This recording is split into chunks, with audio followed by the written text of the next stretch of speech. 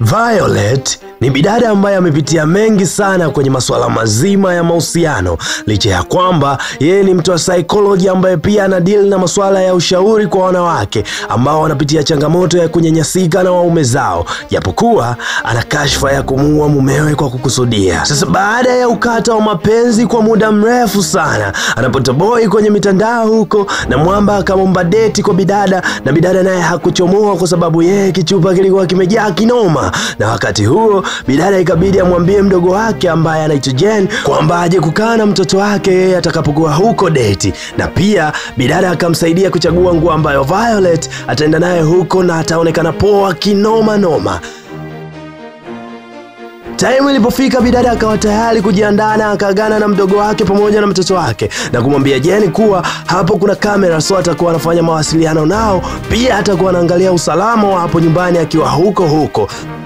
Sasa hapa ni Palette Fine Dining Restaurant, sehemu ambako ndo amepanga kukutana kati ya bidada Violet pamoja na huyo mwamba ambaye anaitwa Henry. Na bidada alipoingia hapa akagongana na mwamba ambaye anaitwa Kano, kitu ambacho kikasababisha simu ambayo ameshika bidada kutoka chini na mwamba akamwokotea na kumrudishia. Kisha bidada akaenda zake counter kuagiza kinywaji kwa sababu Henry alimwambia kuwa atachelewa kidogo.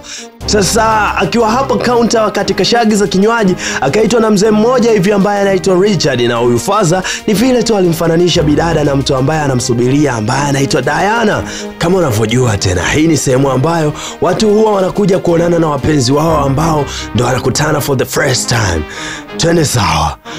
Bidada ikabidi achukue simu na akawa anapitia profile ya huyo mwamba ambaye anaitwa Henry. Akatumiwa ujumbe kwenye simu yake kutoka kwenye app moja hivi ambaye inaitwa Drop, ikimtaka akubali au akatae. Na bidada kwa kuwa sio mtu wa mambo hizo akadecline ile message, lakini akiwa hapa bado zile message zikaendelea kuingia na bidada akahisi huenda kuna mtu ambaye yupo humu mjengoni ndo ambaye anamtumia hizo message. Lakini kila akiangaza anaona watu tu wakiwa wanachezea simu zao. Sasa utamdaka yupi na utamwacha yupi?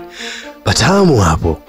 Sasa akiwa hapa mara anamuona Henry kafika, ikabidi wachukuane na kwenda kukaa kwenye meza ambayo wameshaandaliwa tayari, na stories hapa na pale zikawa zinaendelea na kutambuana kiundani, lakini zile message zikawa bado zinaendelea kumsumbua mara kwa mara, na mwisho ile hapo ikamtaja mpaka jina lake, na hili kumaanisha kuwa huyu mtu ambaye anamtumia message kwenye hiyo app anamjua kinaga ubaga. Sasa zile message zilikuwa zinamboa sana bidada, hivyo mwamba ikabidi amsaidie kumtafuta huyo mtu ambaye anamtumia hizo message, lakini hakumpata. Lakini bidada akawa anamtilia mashaka sana mwamba ambaye anaitwa Kana, kwa sababu huyu mwamba ni mara kadhaa wamekuwa akigongana, na mwamba ni mtu ambaye pia muda mrefu sana kashika simu na anaonekana kama anachati na mtu hivi.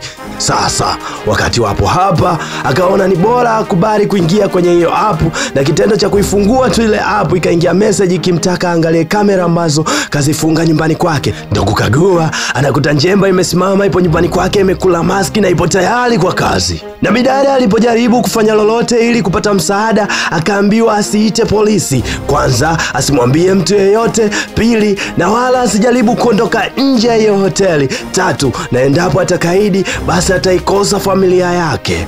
Patamu hapo.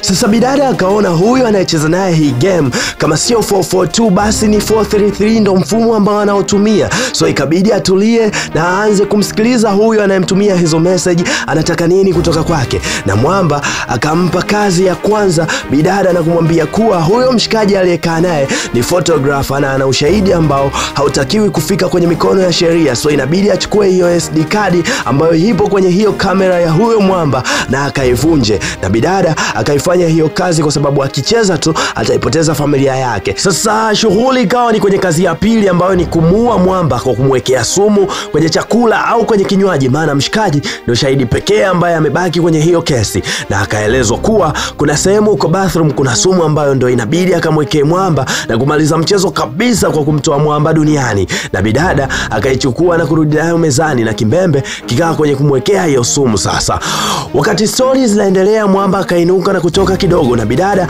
akaona hiyo ndio opportunity pekee ambayo akaipata na kuweka sumu kwenye kinywaji ambacho mwamba ndo atakitumia moja ili amalize mchezo kabisa. Sasa baada ya muda kidogo, Mwamba akawa karudi, na kwa kuwa bidada alikuwa hataki kumuua huyo mtu, akafanya triki ya kumwagia wine mshikaji ili asinywe kile kinywaji. Na Mwamba baada ya pale ikabidi ainuke na kwenda washroom kwa ajili ya kujiweka sawa. Na Mwamba alipotoka akaja mhudumu kwa bidada na kumuuliza kama yupo sawa, na bidada akasema yupo okay, lakini kwenye kudadisi bidada akaja kugundua kumbe aliyekuwa anamuhisi bwana yule mshikaji ambaye anaitwa Kana sio muhusika, na hii issue nzima ni ya huyu mzee ambaye anaitwa Richard, ndo anahusika moja kwa moja na hii issue ya drop message, na yeye ndo anamtumia bidada kumuua mshikaji ili ionekane kwamba yeye ndo muhusika. Na lengo la kumuua Henry ni kwamba mshikaji ana siri muhimu sana za meya wa jiji, na endapo zikivuja itakuwa noma kwa upande wa huyo meya, na Mwamba siku ya kesho atakutana na FBI kwa ajili ya kuwakabidhi huo ushahidi, ndo maana